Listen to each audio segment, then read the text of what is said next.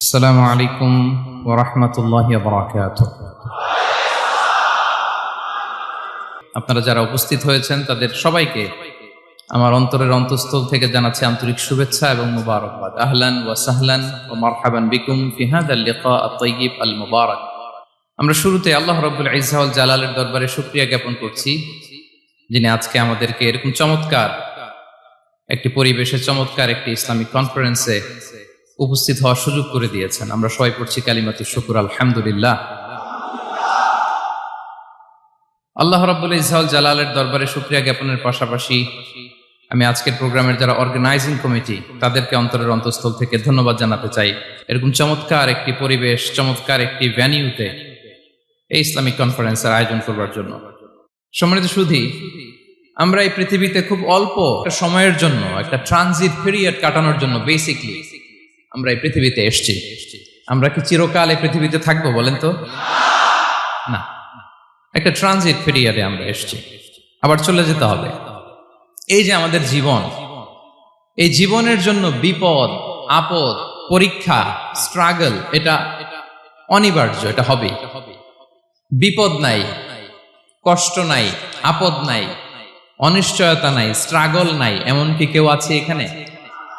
কেউ কি হাত তুলে বলতে পারবেন যে হুজুর আমার জীবনে কোনো বিপদ নাই, অথবা আমার জীবনে কোনো দুঃখ নাই, কষ্ট নাই, কোনো স্ট্রাগল নাই, কোনো রিস্ক নাই? এরকম সৌভাগ্যবান কেউ আছেন এখানে? তাহলে জীবনের জন্য পরীক্ষা, এটা অনস্বীকার্য, হবেই হবে পরীক্ষা। পৃথিবীর জীবনটাই এমন, এভাবেই এই লাইফকে ডিজাইন করা হয়েছে। পরীক্ষা থাকবে, এখানে বিপদ থাকবে, এগুলো উত্তীর্ণ হয়ে আপনাকে যেতে হবে। চিরসুখ, চির শান্তি, এটাই পৃথিবীতে হয় না। চিরসুখ এবং চির শান্তির জায়গা হচ্ছে জান্নাত। চিরসুখ এবং চির শান্তি কোথায়? এটা জান্নাতের বৈশিষ্ট্য। চিরসুখ, চির শান্তি, টেনশন নাই, ঝামেলা নাই, পরীক্ষা নাই, বিপদ নাই, রিস্ক নাই, স্ট্রাগল নাই। এটা হচ্ছে দ্য ফিচার্স অফ জান্নাত, জান্নাতের ফিচার। কিন্তু সমস্যা বাদে তখন যখন জান্নাতের ফিচার আমরা দুনিয়ায় খুঁজি। যেটা পাবো আমরা জান্নাতে, এটা খুঁজি কোথায়? এই তখনই সমস্যা বাদে। And this is the main problem. এটাই বড় সমস্যা। এই সমস্যার সমাধান কোথায়, এটা নিয়ে আজকে আমি কিছু কথা অ্যাড্রেস করবো ইনশাআল্লাহ। তো তাহলে আসুন শুনি জান্নাতের ফিচার কি। জান্নাতের কমন একটা ফিচার হচ্ছে জান্নাতে there will be no sickness in paradise. জান্নাতে কোনো অসুস্থতা থাকবে না, চিরসুস্থ। সুবহানাল্লাহ পড়েন। চিরসুস্থ, চির সবল, কেউ অসুস্থ হবে না জান্নাতে। জান্নাত হবে অ্যান্টি এইজিং, জান্নাতে বয়স বাড়বে না কারো। চির যৌবনা, চির যুবক, অ্যান্টি এজিং। আপনারা জানেন যে বর্তমান পৃথিবীতে অ্যান্টি এজিং ক্রিম পাওয়া যায় না? ক্রিম, কথা বুঝতেছেন? অ্যান্টি এজিং ক্রিম পাওয়া যায়। তারা বলে এই ক্রিম মাখলে চামড়ায় ভাঁজ পড়ে না। এটার দাম আছে কিন্তু অনেক। অ্যান্টি এজিং ক্রিম লাগায়, শ্যাম্পু ইউজ করে, অ্যান্টি এজিং অয়েল আছে, এটা দিলে নাকি চামড়ায় ভাঁজ পড়ে না। ইভেন ভারতের অনেক বড় একজন ব্যবসায়ী মুকেশ আম্বানি, নাম শুনছেন না? যে তার ছেলের বিয়ে হয়ে গেল। তো এই মুকেশ আম্বানির স্ত্রী নীতা আম্বানি, সে কিছুদিন আগে এক বোতল গোল্ড ওয়াটার খেয়েছে, gold water, and it's cost $60,000। $60,000 দাম এক বোতল গোল্ড ওয়াটারের। কেন? ফর অ্যান্টি এজিং, যাতে বয়সের ছাপ গালে না থাকে। এখন বলেন, এভাবে কি আমাদের বয়সকে ধরে রাখা সম্ভব এই পৃথিবীতে? সম্ভব না, কারণ এই ফিচারটা দুনিয়ার ফিচার না, এটা জান্নাতের ফিচার। সুবহানাল্লাহ পড়েন। তাহলে জান্নাতে কেউ অসুস্থ হবে না। জান্নাত হবে চির যৌবন, চির যৌবনা। ওখানে আমরা যুবক থাকবো, প্রত্যেকে 33 বছরের যুবক যুবতী হয়ে জান্নাতে ঢুকবো। বিষ্ণু ইসলাম বলেন, আহলুল জান্নাতি জুরদা ওয়া মুরদা ওয়া আবনাউ সালাসিন ওয়া সালাসিন। জান্নাতে যারা যাবে শুভ্র দাড়িবিহীন, প্রত্যেকে হবে 33 বছর বয়সের। ওই যে 33 বছর বয়সে একবার ঢুকলেন, আর বয়স বাড়বে না, ওইটাই চিরকাল ওই বয়স পাবেন। জান্নাতের আরেকটা ফিচার হচ্ছে নো ফ্রাস্ট্রেশন, কোনো চিন্তা নাই, দুশ্চিন্তা নাই, হাইপার টেনশন নাই, সজীব, প্রাণবন্ত। সুবহানাল্লাহ। জান্নাতের আরেকটা ফিচার হচ্ছে there is no expiry date in জান্নাত। এক্সপায়ারি ডেট আছে? জান্নাতে যে ঢুকবো 7 দিনের জন্য চেক ইন, নাকি চেক ইন কয় দিনের জন্য? 7 দিন, 10 দিন পরে চেক আউট করে ফেলবে এরকম না, নো এক্সপায়ারি ডেট। আজীবন একবার এন্ট্রি পেলে বের হওয়ার টেনশন নাই। আল্লাহু আকবার। তাহলে no expiry date, rather it's eternal. আজীবন থাকবেন, খালিদিনা ফিহা, চিরকাল থাকবেন। এবং জান্নাতের সবচাইতে গুরুত্বপূর্ণ ফিচার হচ্ছে there will be no death in জান্নাত। জান্নাতে আপনার আর মৃত্যু হবে না, মৃত্যুর বিদায় হবে। তার মানে আপনি অমর হবেন। তাহলে আপনি চির সুস্থ, চির সবল হবেন জান্নাতে, চির যুবক থাকবেন, প্রাণবন্ত থাকবেন, আপনি অমর হবেন, আপনি জান্নাতে মরবেন না। জান্নাতীরা যখন জান্নাতে যাবে ফেরেশতারা ডেকে বলবে, ইয়া আহলাল জান্নাতি ইন্না লাকুম আন তাসিহু ফালা তাসকামু আবাদা। জান্নাতীরা চিরকাল সুস্থ থাকবা, অসুস্থ হবা না। ইন্না লাকুম আন তাশিব্বু ফালা তাহরামু আবাদা। তোমরা শাবাব থাকবা, বুড়া হবা না। ওয়া ইন্না লাকুম আন তাহইয়াউ ফালা তামুতু আবাদা। চিরকাল বেঁচে থাকবা, মরবা না। এবং সেদিন জান্নাতে মৃত্যু দেয়া হবে, মৃত্যু দেয়া হবে। ইউতাল মাউতু বিকাবশিন আমলাহ। একটা ছাগলের আকৃতিতে মৃত্যুকে আনা হবে। ফায়ুযবাহুল মাউত, মৃত্যুকে জবাই দেয়া হবে। এবার জান্নাতীরা তাকিয়ে থাকবে, ফেরেশতারা বলবে, ইয়া আহলাল জান্নাতি খুলুদুন ফালা মাউত। হে জান্নাতীরা, চিরকাল এই জান্নাতে থাকবে। তাহলে জান্নাতের ফিচার পাইছেন? এখন কোন বোকা যদি এই ফিচার দুনিয়ায় খোঁজে, পাবে? পাবে না। কারণ দুনিয়ার ফিচার আলাদা। দুনিয়ার ফিচার কি? এই দুনিয়াতে বিপদ আসবে, কষ্ট আছে দুনিয়াতে, হতাশা আছে, ভয় আছে, অসুস্থতা আছে, বার্ধক্য আছে, এবং এই দুনিয়ার একটা এক্সপায়ারি ডেট আছে না? দ্য ডে ইউ ডাই, যেদিন আপনি মারা যাবেন, এটা আপনার এক্সপায়ারি ডেট। চলে যেতে হবে, চলে যেতে হবে। এই পৃথিবীতে মৃত্যুর অস্তিত্ব আছে। সবকিছু থমকে দিয়ে, আপনাকে চমকে দিয়ে মৃত্যু চলে আসবে, ঠিক কিনা বলেন? তাহলে এগুলো হচ্ছে দুনিয়ার ফিচার। এই দুনিয়াতে বিপদ আপদ, কষ্ট, ঝুঁকি, স্ট্রাগল, বার্ধক্য, অসুস্থতা, এগুলো নিয়ে আমাদেরকে টিকে থাকতে হয়। এটা দুনিয়ার ফিচার। মিলায় ফেললে হবে না। জান্নাতের ফিচার একটা, দুনিয়ার ফিচার আরেকটা। দুনিয়াতে কষ্ট থাকবে, বিপদ আপদ থাকবে। এই দুনিয়ার ফিচারটা আল্লাহ তাআলা কোরআনের একটা আয়াতে খুব চমৎকার ভাবে উল্লেখ করেছেন। সেটা দিয়েই আমি আলোচনা শুরু করেছি। আল্লাহ তাআলা ইরশাদ করছেন, ওয়ালা নাবলুওয়ান্নাকুম বিশাইইম মিনাল খাউফি ওয়াল জুই ওয়া নাকসিম মিনাল আমওয়ালি ওয়াল আনফুসি ওয়াস সামারাত ওয়া বাশশিরিস সাবিরিন। আল্লাহ তাআলা বলছেন, অবশ্যই অবশ্যই আমি তোমাদেরকে পরীক্ষা করব, ভয় দিয়ে, ক্ষুধা দিয়ে, সম্পদের ঘাটতি দিয়ে, আতঙ্ক দিয়ে, প্রাণনাশ দিয়ে, ফল ফসলের হানি দিয়ে পরীক্ষা করব। কিন্তু এই পরীক্ষায় যারা উত্তীর্ণ হবে, যারা সবর ইখতিয়ার করবে, ওয়াবাশশিরিস সাবিরিন, ধৈর্যশীলদের জন্যই হচ্ছে সুসংবাদ। আলহামদুলিল্লাহ পড়ে। তাহলে সম্মানিত সুধী, আমরা বুঝতে পারলাম এই পৃথিবীর ফিচার হচ্ছে এখানে বিপদ থাকবে, বিপদ ছাড়া কেউ থাকবে না। স্ট্রাগল থাকবে, কষ্ট থাকবে, ঝুঁকি থাকবে, রিস্ক থাকবে, এবং নানা ধরনের বিপদ আপদ দিয়ে আল্লাহ তাআলা আমাদেরকে পরীক্ষা করবেন। এটা মাস্ট। এটা আমাদের মাইন্ডসেটে নিয়ে নিতে হবে। মাইন্ডসেটে এটা ক্লিয়ার থাকতে হবে। চিরসুখ, চিরশান্তি এই দুনিয়াতে মিলবে। কোথায় মিলবে তাহলে এটা? তাহলে বিপদ আসবেই, আপদ আসবেই, পরীক্ষা থাকবেই আমাদের জীবনে। তবে ইন্টারেস্টিংলি মজার বিষয় হচ্ছে, পরীক্ষাটা এক একজনের এক এক রকম। পুরো পৃথিবীটা একটা পরীক্ষা ক্ষেত্র, কিন্তু কারো প্রশ্নপত্রের সাথে কারো প্রশ্নপত্রের কোনো মিল নাই। সুবহানাল্লাহ। আমার পরীক্ষা একরকম, আপনার পরীক্ষা আরেক রকম, ওই ভাইয়ের পরীক্ষা আরেক রকম, ওনারটা আরেক রকম। সবাই পরীক্ষার্থী, সবাই পরীক্ষার্থী, কিন্তু কারো প্রশ্নপত্রের সাথে কারো প্রশ্নপত্রের কোনো মিল নাই। কারো জন্য পরীক্ষা হচ্ছে সে খুব অসুস্থ, প্রচন্ড অসুস্থতা, তার জন্য পরীক্ষা। ক্যান্সারের রোগী, দুরারোগ্য ব্যাধি, ডক্টর বলছে 4th স্টেজে চলে আসছে, কয়েক মাস বাঁচতে পারে, এটা তার জন্য পরীক্ষা। আবার কারো দেখবেন যে খুব একটা অসুস্থতা নাই, অসুস্থতার ঝামেলা নাই, কিন্তু তার দারিদ্রতা আছে, তার আর্থিক অনটন, এটা তার জন্য পরীক্ষা। আবার কারো দেখবেন অসুস্থতাও নাই, দারিদ্রতাও নাই, তার দাম্পত্য জীবনের সমস্যা আছে না নাই? অনেকের দেখবেন এগুলো কোনোটাই সমস্যা না, তার ছেলে কথা শোনে না, মাদকাসক্ত। আহা, মাদকাসক্ত, রিহ্যাবে পাঠায়, আবার আসে, আবার গাঁজা খাওয়া শুরু করে, আছে না নাই বলেন? দেখেন তার পরীক্ষাটা আবার আলাদা। অনেকের দেখবেন মেয়ে বাবার কথা শোনে না। আবার অনেকের দেখবেন যে ব্যবসায় সমস্যা, লসের পর লস, লাভ উঠাতে পারে না। তাহলে পরীক্ষা ছাড়া, বিপদ আপদ ছাড়াই দুনিয়াতে কেউ নাই, কেউ নাই প্রিয় ভাইরা।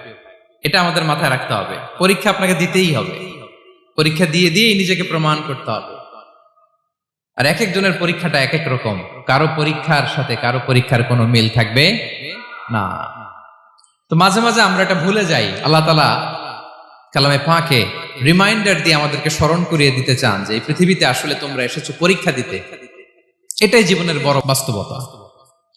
আমাদের জীবনে যত হতাশা, আমাদের জীবন নিয়ে যত অভিযোগ, আমাদের মনে যত কষ্ট, আমাদের হৃদয়ের ভেতরে যত অস্থিরতা, তার মূলে হচ্ছে এই সমস্যা যে আমরা ভুলেই গেছি আমরা পরীক্ষা দিতে আসছি।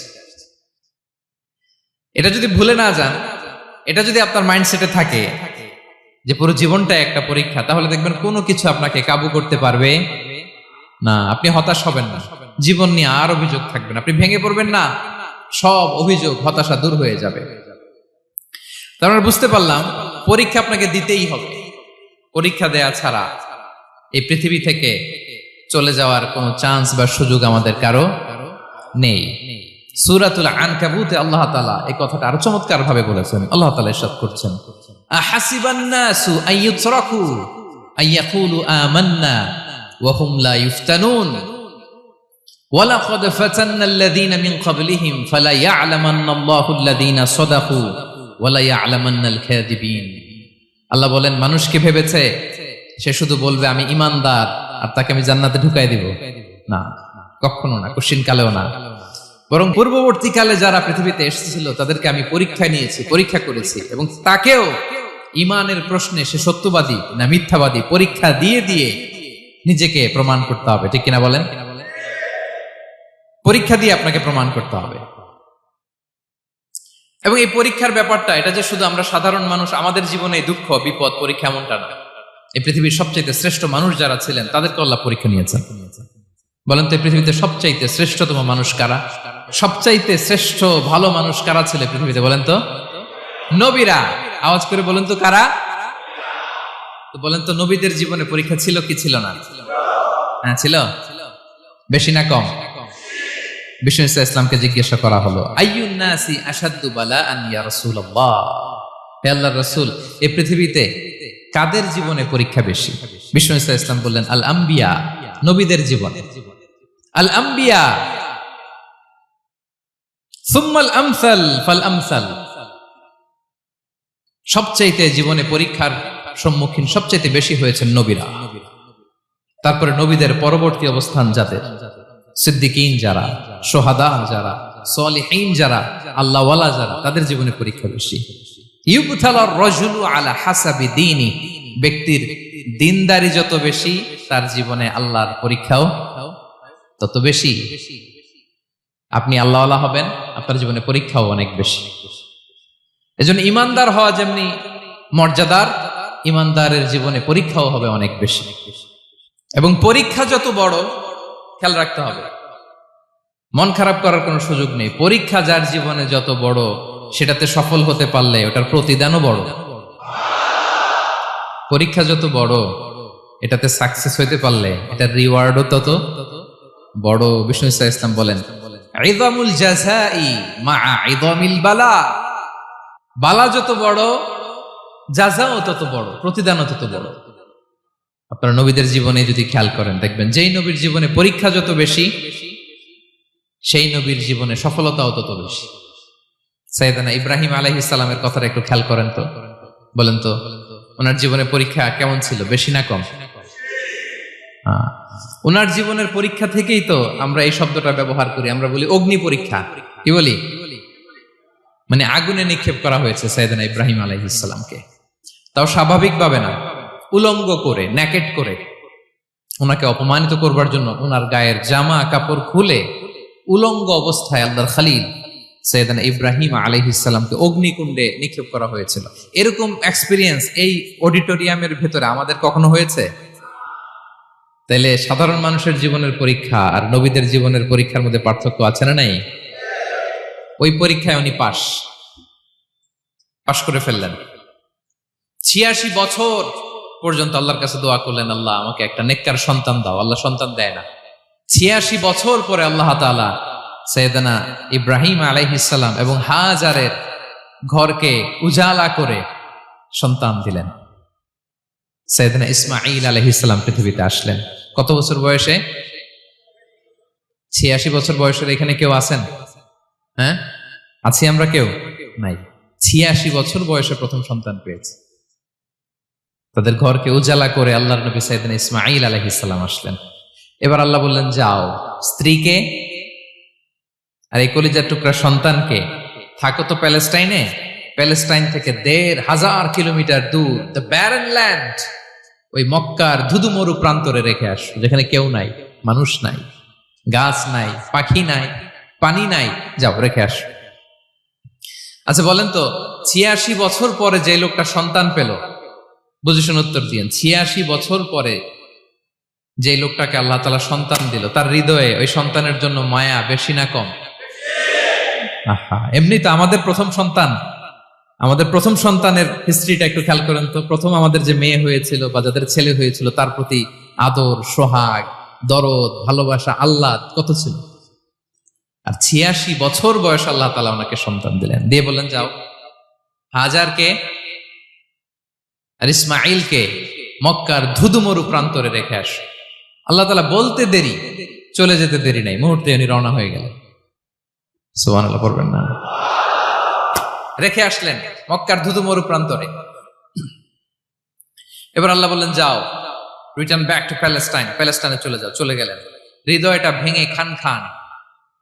অনেক বছর পরে আল্লাহ তাআলা আবার অনুমতি দিলেন, যাও এবার ছেলেকে দেখে আসতে পারো, যাও প্যালেস্টাইন থেকে আবার মক্কায় যাও।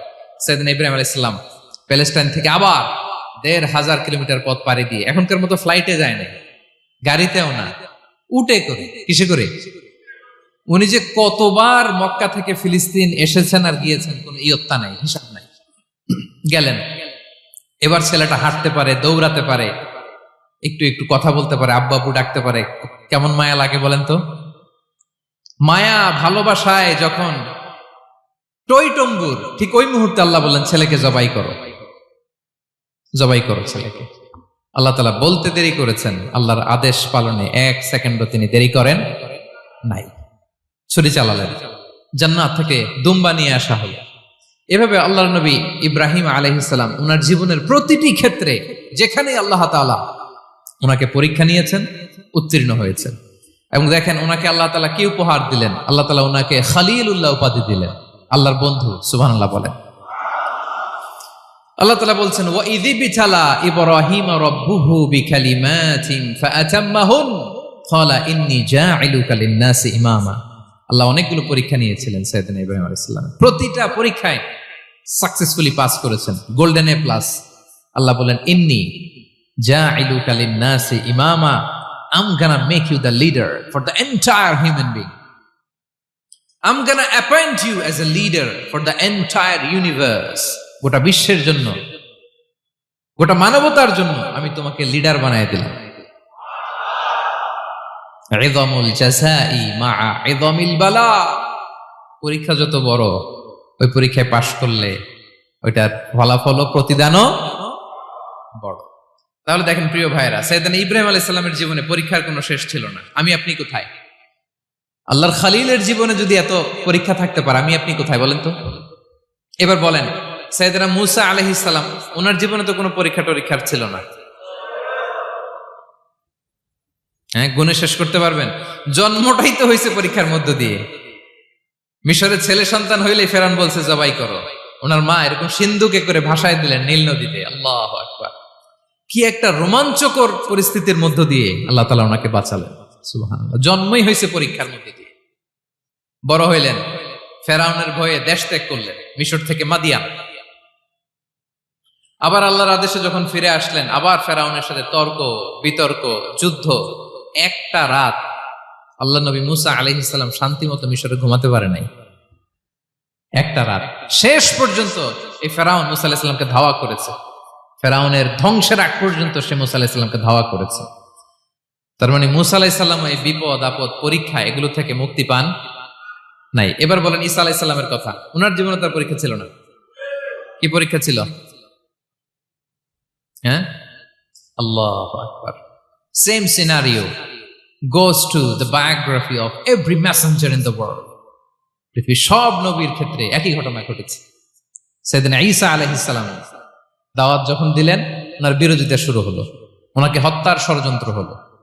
ইভেন কি ওনাকে মারার জন্য বনি ইসরায়েলেরা উদ্ধত হলো, জানে বাঁচবার জন্য পালালেন। এক ঘরে ঢুকলেন, চারদিক দিয়ে ঘেরাও করলো। উনি দরজা জানালা লাগাই দিলেন। ওরা বললো, একজন দরজা ভেঙে জানালা ভেঙে ভিতরে ঢুকে দেখো বেটা ঈসা কি করে। একজন ভিতরে ঢুকছে, ঢুকার সাথে সাথে বল রাফাআহুল্লাহু ইলাইহি, আল্লাহ তাআলা ঈসা আলাইহিস সালামকে উপরে উঠায় নিল। আর যেই লোকটাকে তারা ভিতরে ঢুকালো, তার চেহারাকে আল্লাহ তাআলা ঈসা আলাইহিস সালামের চেহারার মতো করে দিলেন।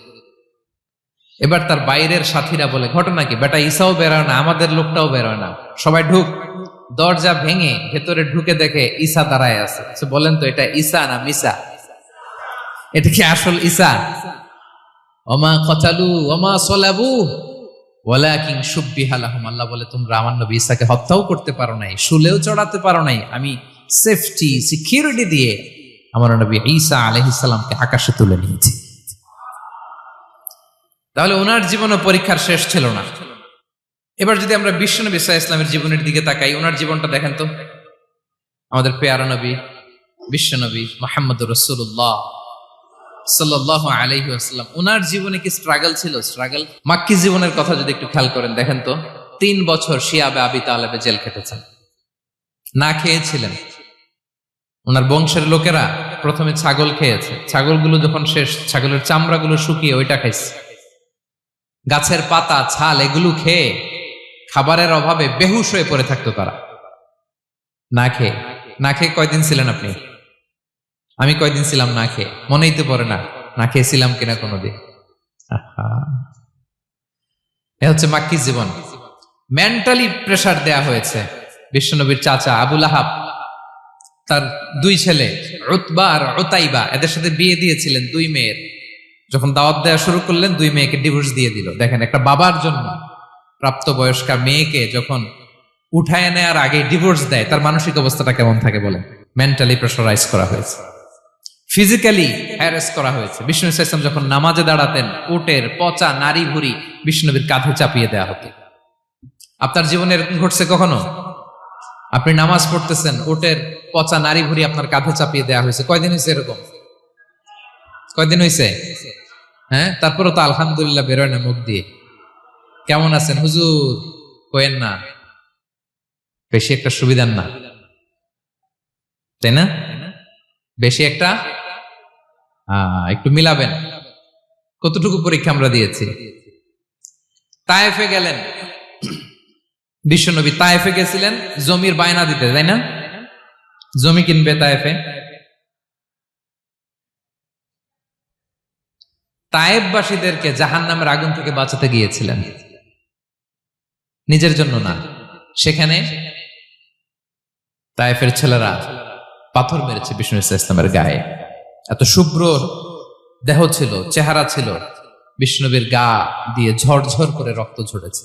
ফিজিক্যাল হ্যারাসমেন্টের শিকার হয়েছেন বিষ্ণু ইসলাম। যখন যেদিন বিষ্ণু ইসলামকে হত্যার ষড়যন্ত্র করা হলো, আল্লাহ তাআলার আদেশে তিনি মক্কা থেকে মদিনায় হিজরত করলেন। মদিনাতে যেও একটা রাত, 7ম হিজরির আগ পর্যন্ত শান্তিতে ঘুমাতে পারেন নাই। 3 দিকে 3 ইহুদি বসতি, বনু কাইনুকা, বনু নদীর, বনু কুরাইজা।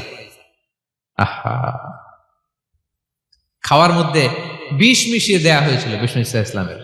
বাজুর, খাসির বাজুর রান পছন্দ করতেন। এক ইহুদি মহিলা বিষ্ণু ইসলামের ওই রানের মধ্যে বিষ মিশিয়ে দিয়েছিল। ওই বিষের যন্ত্রণায় মৃত্যুর আগ পর্যন্ত বিশ্বনবী কাতরাতেন। এবং উনি ইন্তেকালের সময় ওই বিষের ব্যথা যন্ত্রণাতে ইন্তেকাল করেছেন। বিশ্বনবীর ইন্তেকালটা শাহাদাতের ইন্তেকাল ছিল। বিষ্ণু ইসলাম বলেছেন, ওই যে খায়বার এলাকার ওই মহিলা যে আমার খাবারে বিষ মিশিয়েছিল, সেই বিষের যন্ত্রণা, বেদনা, কষ্ট আমি অনুভব করছি।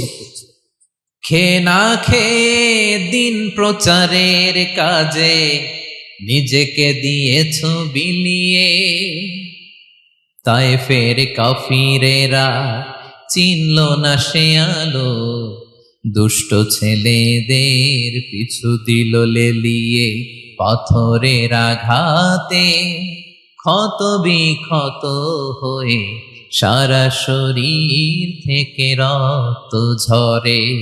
হে রাসূল তোমাকে ভুলি আমি কেমন করে, হে রাসূল তোমাকে ভুলি আমি কেমন করে।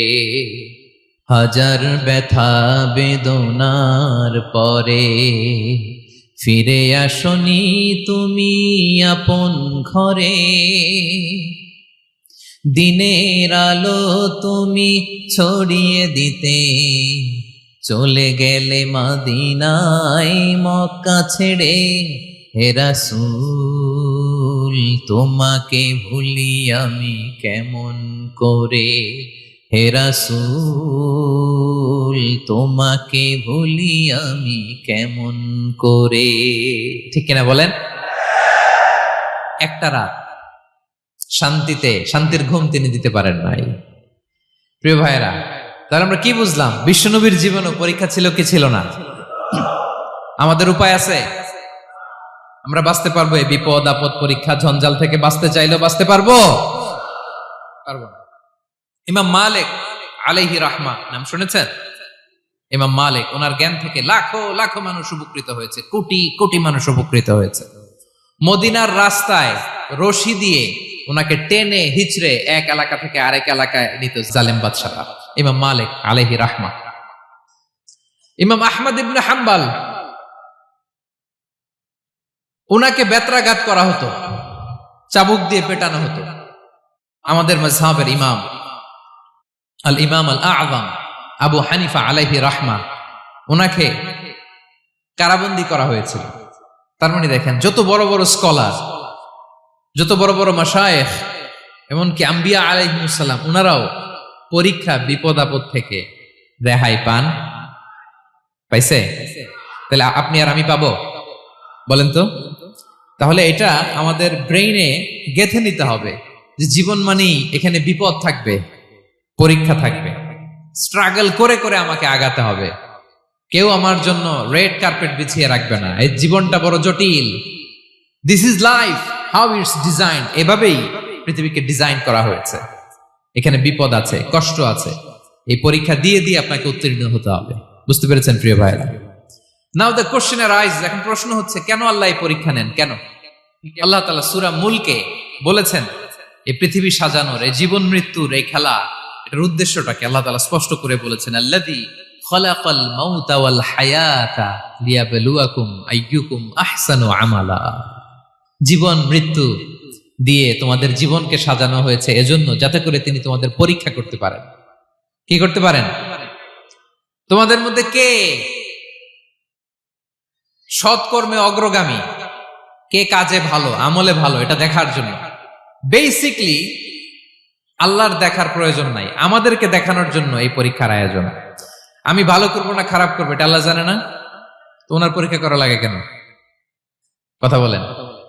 আমি জান্নাতি না জাহান্নামী এটা আল্লাহ জানেন না? বেসিকলি আমাদেরকে জানানোর জন্য এই পরীক্ষার আয়োজন। কাদেরকে জানানোর জন্য? মানে তুমি জেনে যাও তুমি জান্নাতি না জাহান্নামী। আমি ভালো করেই জানি।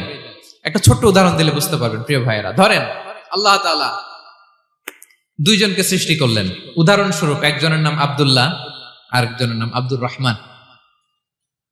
সৃষ্টির পরে আব্দুল্লাহকে বললেন, আব্দুল্লাহ, আমি জানি তুমি পৃথিবীতে 50 বছর হায়াত পাইতা, খুব ভালো কাজ করতে, তুমি দুনিয়াতে অনেক ভালো কাজ করতে, এটা আমি আগেই জানি। আমার অসীম জ্ঞান বলে আমি আগে থেকেই জানি।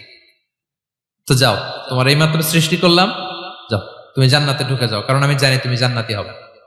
আচ্ছা, আর আব্দুর রহমান, তুমি পৃথিবীতে খুব খারাপ কাজ করতে, এটা আমি জানতাম। তোমারে পাঠাইলে খারাপ কাজ করবা, তুমি সীমা লঙ্ঘন করবা, অন্যায় করবা, অপরাধ করবা, তুমি জাহান্নামী হবা, যাও। সে তো আমি জানি, পরীক্ষার আর দরকার নেই, তোমারে জাহান্নাম দিয়ে দিলাম, যাও ঢুকে যাও। আব্দুল্লাহ ঠিকই জান্নাতে ঢুকে যাবে, আব্দুর রহমান কি ঢুকবে? ঢুকবে। সে বলবে, আল্লাহ এই মাত্র আমারে বানাইলেন, এই মাত্র আপনি আমাকে সৃষ্টি করলেন, সৃষ্টি করেই বলতেছেন তুমি জাহান্নামে যাও, আর বলতেছেন আমি জানি দুনিয়াতে পাঠালে তুমি খারাপ কাজ করবা, তুমি জাহান্নামী হবা, পাঠানোর আর কি দরকার, আগে থেকে জাহান্নামে যাও। আল্লাহ আপনি জানলে জানতে পারেন, আমি তো জানি না। ঠিক কিনা বলেন? সে বলবে, না আল্লাহ আপনি ভুল বলতেছেন, এই দুনিয়াতে পাঠাইলে আমি খুব ভালো কাজ করতাম, আমি সীমা লঙ্ঘন করতাম না, নামাজ পড়তাম, রোজা রাখতাম, হজ করতাম, যাকাত দিতাম, সাদাকা করতাম, চ্যারিটি করতাম, জনকল্যাণকর সব ভালো কাজগুলো আল্লাহ আমি করতাম। এজন্য আল্লাহ তাআলা পরীক্ষার আয়োজন করেছেন, যাতে করে তুমি জেনে যাও যে পৃথিবীতে তুমি কি করেছো। এখন আর আল্লাহকে এক্সকিউজ দেওয়ার সুযোগ নেই। আচ্ছা বলেন তো, আবু জাহেলকে যদি আল্লাহ এখন কিয়ামতের দিন বলে, Abu Jahl go to the hell fire, আবু জাহেলের কিছু বলার সুযোগ আছে?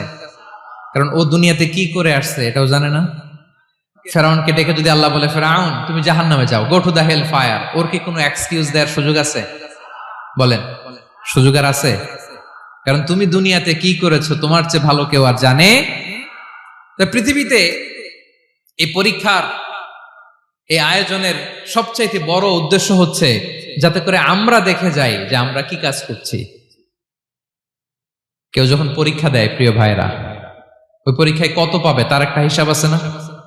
বলেন, আপনি গণিত পরীক্ষা দিয়ে আসছেন, যে 100-তে 100 পাবে সে বলতে পারে আমার সব অঙ্ক হয়েছে, ঠিক কিনা বলেন? আর যে লাড্ডু গুড্ডু বুঝছেন তো, কিছুই পারে নাই, ঘোড়ার ডিম, তারও একটা হিসাব আছে যে সে কিছুই লিখে আসতে পারে নাই। তাই পৃথিবীতে এই পরীক্ষার আয়োজনের প্রধানতম কারণ হচ্ছে যাতে করে আমরা বুঝে যেতে পারি যে আমরা কোথায় যাব, জান্নাতে না জাহান্নামে। প্রিয় সুধী, এ পর্যায়ে আমরা জানবো এই যে পরীক্ষা আল্লাহ তাআলা নিচ্ছেন আমাদেরকে, এই পরীক্ষায় সফল হওয়ার মূল মন্ত্র কি। কোরআনে বিভিন্ন আয়াতে এই পরীক্ষার কথা বলা হয়েছে এবং এই পরীক্ষার সফলতার মূল মন্ত্রও কোরআনে ঘোষিত হয়েছে। আলহামদুলিল্লাহ বলেন। যে আয়াত দিয়ে আমি শুরু করেছি, এই আয়াতে আল্লাহ তাআলা বলেছেন, ওয়াবাশশিরিস সাবিরিন, নবী হে ধৈর্যশীলদেরকে আপনি সুসংবাদ দিন, ধৈর্যশীলদেরকে সুসংবাদ দিন। তার মানে বিপদে ধৈর্য ধারণ করতে হবে প্রিয় ভাইরা। ইন্নামাস সাবরু ইনদা সাদামাতিল উলা, বিপদে আমরা অনেক সময় প্যানিক হয়ে যাই, অস্থির হয়ে যাই, কি করব, হতাশ না। মুমিনরা হতাশ হয় না, ধৈর্য ধারণ করে। কি করে? কি করে? ধৈর্য ধারণ করার শক্তি দাও গো মেহেরবান আমায়, দাও গো মেহেরবান। পড়েন, ধৈর্য ধারণ করার শক্তি দাও গো মেহেরবান আমায়, দাও গো মেহেরবান। সবাই বলুন একসাথে, ধৈর্য ধারণ করার শক্তি দাও গো মেহেরবান আমায়, দাও গো মেহেরবান। বুকের ভেতর ব্যথার নদী বইছে অবিরাম, বইছে বইছে অবিরাম। পড়ুন, ধৈর্য ধারণ করার শক্তি দাও গো মেহেরবান আমায়, দাও গো মেহেরবান। পড়েন আমিন। আল্লাহ যেন বিপদে আমাদেরকে ধৈর্য ধারণ করার তৌফিক দান করে। প্রিয় ভাইয়েরা, ধৈর্য এটা এমন একটা গাছ যে গাছের সারা গায়ে কাটা, কিন্তু এই গাছের ফলটা বড় সুস্বাদু। আই রিপিট, আমি আবারও বলছি, ধৈর্য এটা এমন একটা গাছ যে গাছের সারা গায়ে কাটা, কিন্তু ফলটা বড় মিষ্টি, ফলটা বড় সুস্বাদু। সবাই ধৈর্য ধারণ করতে পারে না।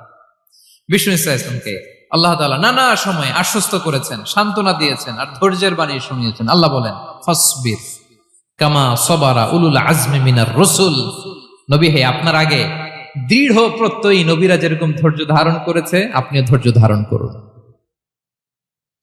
সূরাতুল মুজাম্মিল আল্লাহ তাআলা বলছেন, ওয়াসবির আলা মা ইয়াকুলুনা ওয়াহজুরহুম হাজরান জামিলা।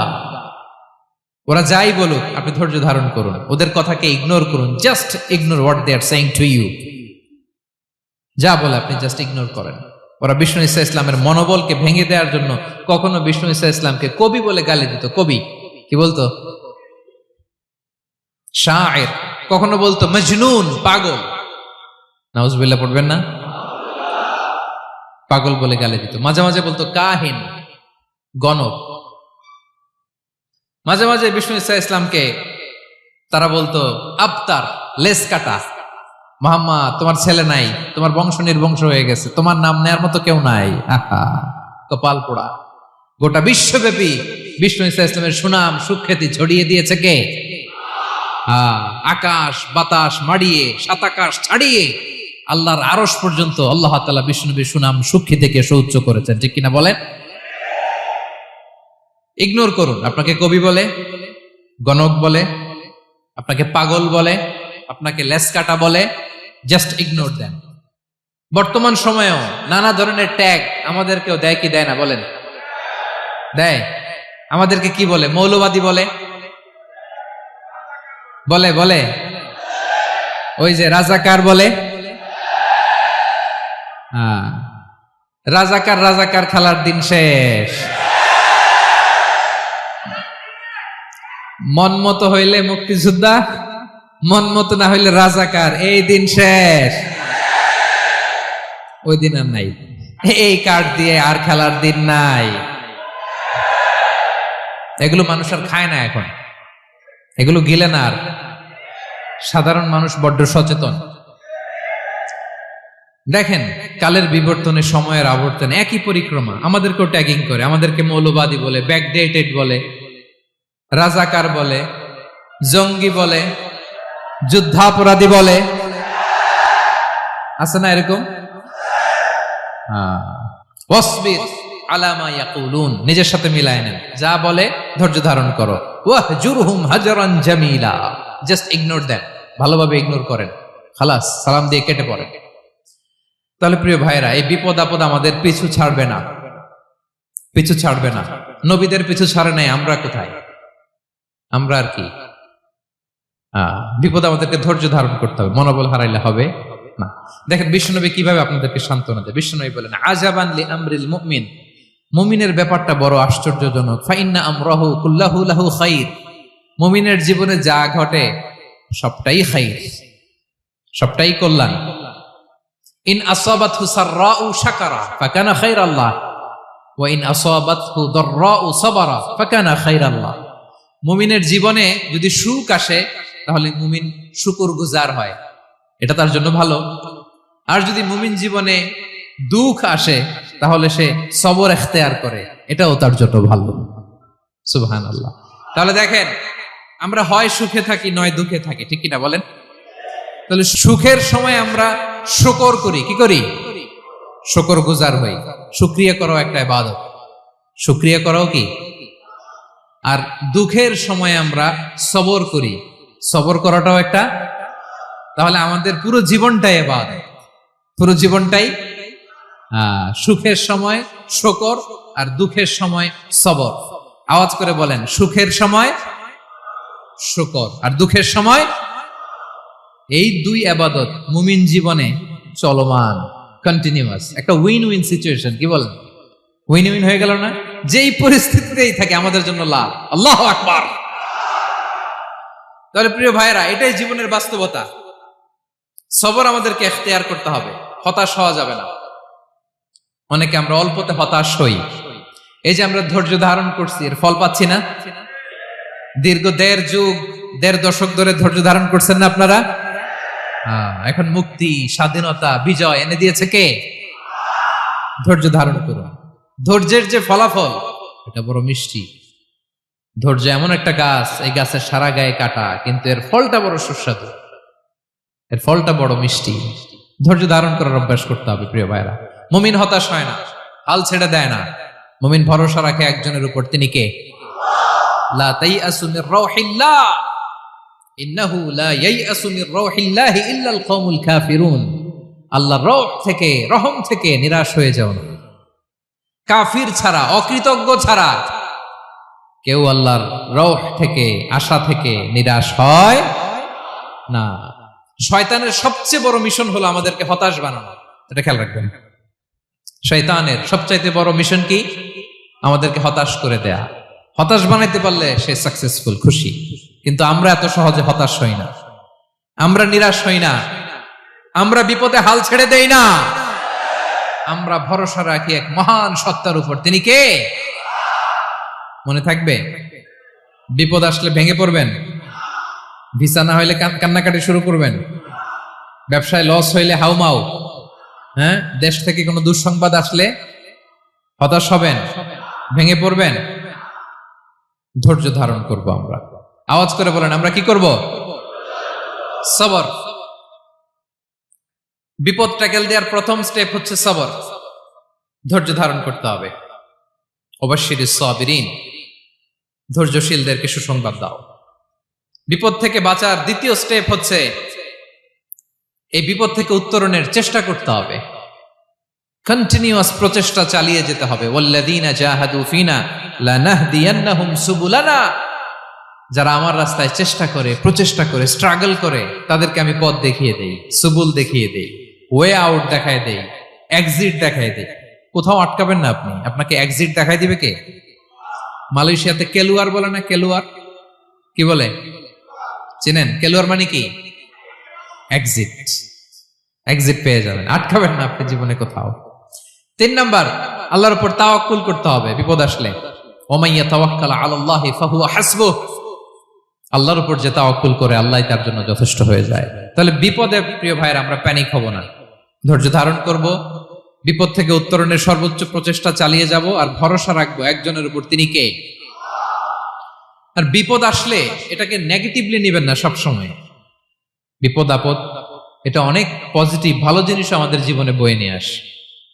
শাইখুল ইসলাম ইবনু তাইমিয়া আলাইহি রাহমা, উনি বলতেন, খুব দামি কথা, খুব হেভি ওয়েট কথা, মনোযোগ দিয়ে শুনুন। তিনি বলতেন, যে নেয়ামত তোমাকে আল্লাহ থেকে দূরে সরায়, ওই নেয়ামতের চেয়ে বিপদ ভালো, যে বিপদ তোমাকে আল্লাহর দিকে ধাবিত করে। আই রিপিট, আমি আবারও বলি, যে নাজ নেয়ামত তোমাকে আল্লাহ থেকে দূরে সরিয়ে দেয়, সে নাজ নেয়ামতের চেয়ে ওই বিপদ আপদ ভালো, যেই বিপদ আপদ তোমাকে আল্লাহর কাছে টেনে নেয়। তাহলে বিপদ আপদ আসলে আপনি হতাশ হবেন? আর কখনো দুঃখ করবেন? মোয়ারের ভাইয়েরা, আর মন খারাপ করবেন? আপনি খেয়াল করে দেখেন, বিপদ আসলে আমরা আল্লাহরে ডাকি বেশি। যখন অসুস্থ আপনি খেয়াল করেন তো, আল্লাহ আল্লাহ তুমি ছাড়া বাঁচানোর কেউ নাই, আল্লাহ আল্লাহ তুমি হেফাজত করো, আল্লাহ তুমি সুস্থ করে দাও। যখন লাইফ থ্রেট, দেখেন আপনি গুম হয়ে যেতে পারেন, আপনার কারাবন্দী করতে পারে, এরকম একটা বিপদের মধ্যে আছেন, তখন খেয়াল করেন তো আল্লাহর সাথে আপনার কানেক্টিভিটি, রিলেশনশিপটা কতটা ডেভেলপ হয়। কারণ বিপদে পড়লে আমরা আল্লাহরে ডাকি বেশি। তাহলে বিপদ আপদেরও কিছু পজিটিভ সাইড বা দিক আমাদের জীবনে আছে না নাই? অনেক পজিটিভ দিক আছে, কয়েকটা শেয়ার করি। 1 নাম্বার, আল্লাহ, 1 নাম্বার পজিটিভ সাইড তো বললাম, ইমাম ইবনু তাইমিয়া যেটা বললেন। এরপরে হচ্ছে মাঝে মাঝে আল্লাহ তাআলা আমাদের মর্যাদাকে আপগ্রেড করতে চায়, এলিভেট করতে চায়। আপনি ধরেন কোন একটা এয়ারলাইন্সের রেগুলার প্যাসেঞ্জার টিকিট কাটেন, মাঝে মাঝে হঠাৎ করে দেখবেন কাউন্টারে গেলে তারা বলে, you are upgraded to business class, অথবা you are upgraded to first class. যেহেতু রেগুলার প্যাসেঞ্জার, অনেক মাইলস জমা হয়েছে, আপগ্রেড করে দেয়। আল্লাহ তাআলা মাঝে মাঝে চায় তিনি আমাদের মর্যাদাকে, র্যাঙ্ক, এটাকে আপগ্রেড করবেন। কিন্তু আমার যে আমল আখলাকের অবস্থা, ওইটা দিয়ে ওই আপগ্রেড র্যাঙ্কে যাওয়ার সুযোগ নাই। বুঝতেছেন কথা? আল্লাহ চায় আমার লেভেল একটু আপ করতে, কিন্তু আমার আমলের যে অবস্থা, এতে আমি ওখানে যাই না। তখন আল্লাহ কিছু বিপদ আপদ দিয়ে, পরীক্ষা দিয়ে বান্দাকে টেস্ট করে। ওই পরীক্ষায় যদি উত্তীর্ণ হন, সাথে সাথে আল্লাহ তাআলা আপনার লেভেল বা র্যাঙ্ক আপগ্রেড করে দেয়। সুবহানাল্লাহ পড়বেন না? তাহলে লাভ না লস? আওয়াজ করে বলেন, লাভ না লস? মুমিন জীবনের সব লাভ। যত বিপদ আপদ আপনাকে স্পর্শ করে, প্রতিটাতেই আপনার জন্য কল্যাণ। বিষ্ণু ইসলাম বলেন, মা ইউসিবুল মুসলিমা মিন নাসাবিন ওয়ালা ওয়াসাবিন ওয়ালা হাম্মিন ওয়ালা হুজনিন ওয়ালা আযান ওয়ালা গাম্মিন হাত্তা শাওকাতি ইউশাকুহা ইল্লা কাফফারাল্লাহু বিহা খাতায়া। আপনার জীবনে যত দুঃখ, যত যন্ত্রণা, যত টেনশন, যত অ্যাংজাইটি, যত ইনজুরি, এমনকি গোলাপ ফুল পাড়তে যে ওখানে যে কাটা বাঁধছে, বড়ই খেতে যে বড়ই গাছে ওঠার পর যে একটা কাটা বিঁধছে আপনার হাতে, এর কারণে আল্লাহ তাআলা আপনার গুনাহ মাফ করে দেয়। সুবহানাল্লাহ। তাহলে বিপদ আপদ দিয়ে আল্লাহ বান্দার মর্যাদাকে আপগ্রেড করে। বিপদ আপদে ফেলে আল্লাহ তাআলা বান্দার পাপ মোচন করে। বিপদ আপদ দিয়ে আল্লাহ তাআলা বান্দার শাস্তি মওকুফ করে। এমন পাপ করছেন এটার জন্য শাস্তি বরাদ্দ হয়ে গেছে, কিন্তু আল্লাহ তাআলা ওই শাস্তি থেকে মাঝে মাঝে আপনাকে বাঁচাতে চায়, তখন কিছু বিপদ দিয়ে বান্দারে পরীক্ষা করে। উত্তীর্ণ হলেই আল্লাহ তাআলা ওই শাস্তিকে মওকুফ করে দেয়। তাহলে আসুন সামারি করি, পুরো আলোচনাটার সামারি করি। 1 নম্বর সামারি হচ্ছে বিপদ আপদ, পরীক্ষা, স্ট্রাগল, কষ্ট, এটা সুন্নাতুল্লাহি ফিদ দুনিয়া। এই দুনিয়ায় আল্লাহর সুন্নাত, এর বাইরে কেউ যেতে পারে না, ইভেন নট দ্য মেসেঞ্জার্স, নবীরাও না। আজকের আলোচনায় শুনছেন না নবীদের জীবন দিয়ে কি গেছে, ups and downs, test and trial, নবীরাও না। তাহলে এটা আমাদের মাইন্ডসেটের সাথে সেট আপ করে নিতে হবে যে অতীতে, বর্তমানে, ভবিষ্যতে বিপদ আপদ মুক্ত এই পৃথিবীতে কেউ থাকবে না। পারবেন? হ্যাঁ, এটা মাইন্ডসেটে নিয়ে নিতে হবে যে এটাই জীবন, বিপদ আপদ দিয়ে আল্লাহ পরীক্ষা করবেন। এটাই পৃথিবী। চির সুখ চির শান্তি এই পৃথিবীতে খুঁজলেই পাওয়া যায় না। শুরুতে বলছিলাম না, চির সুখ চির শান্তি। বলেন তো এটা কি দুনিয়ার ফিচার না জান্নাতের ফিচার? জান্নাতের ফিচার দুনিয়ায় খুঁজলে পাওয়া যাবে?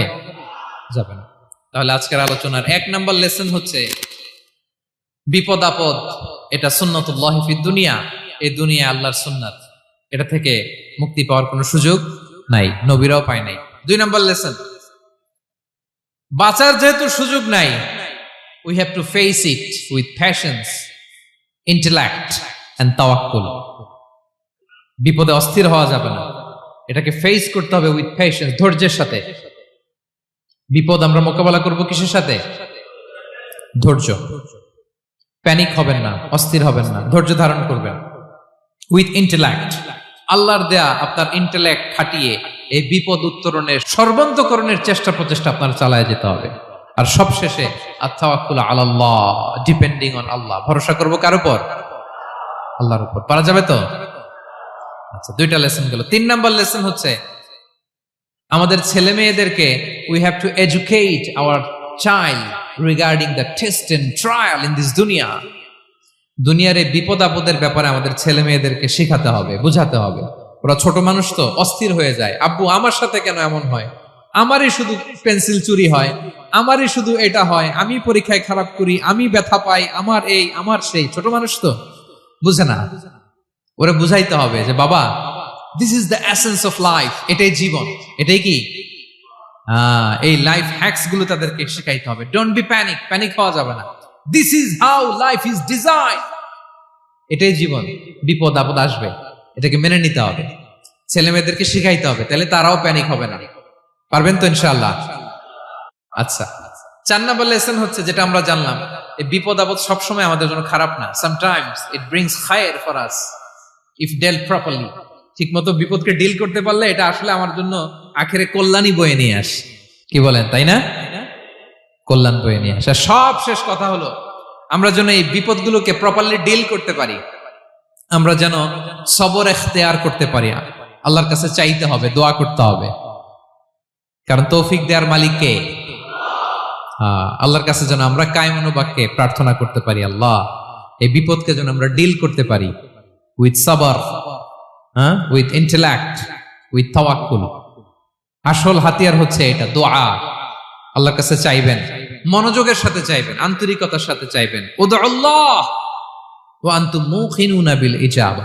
বিষ্ণু বলেন এমন ভাবে চাও যেন তুমি অনেকটা কনফার্ম যে তোমার দোয়া আল্লাহ কবুল করবেনই, এমন ভাবে চাও। অনেকে রোবোটিক দোয়া করে। রোবোটিক দোয়া মানে দোয়ার মধ্যে প্রাণ নাই, ধ্যান নাই, মন নাই, আগ্রহ নাই, ভালোবাসা নাই। ওই দোয়া আল্লাহ কবুল করে না। মনোযোগ দিয়ে চাইতে হবে, চাওয়ার মতো, তাহলে আল্লাহ তাআলার পক্ষ থেকে তৌফিক পাওয়া যাবে। পাওয়া যাবে তো ইনশাআল্লাহ? আল্লাহ তাআলা আমাদের সবাইকে বিপদে আপদে ধৈর্য ধারণ করার তৌফিক দান করুক। নবীরা তাদের জীবনে যেভাবে স্ট্রাগল, আপস এন্ড ডাউনস, বিপদগুলোকে, টেস্ট এন্ড ট্রায়ালগুলোকে ডিল করেছে, আমরা যেন সেভাবে ডিল করতে পারি, আল্লাহ তৌফিক দান করুক। আল্লাহ তাআলা আমাদের সবাইকে কথাগুলো বোঝা আর আমল করার তৌফিক দান করুক।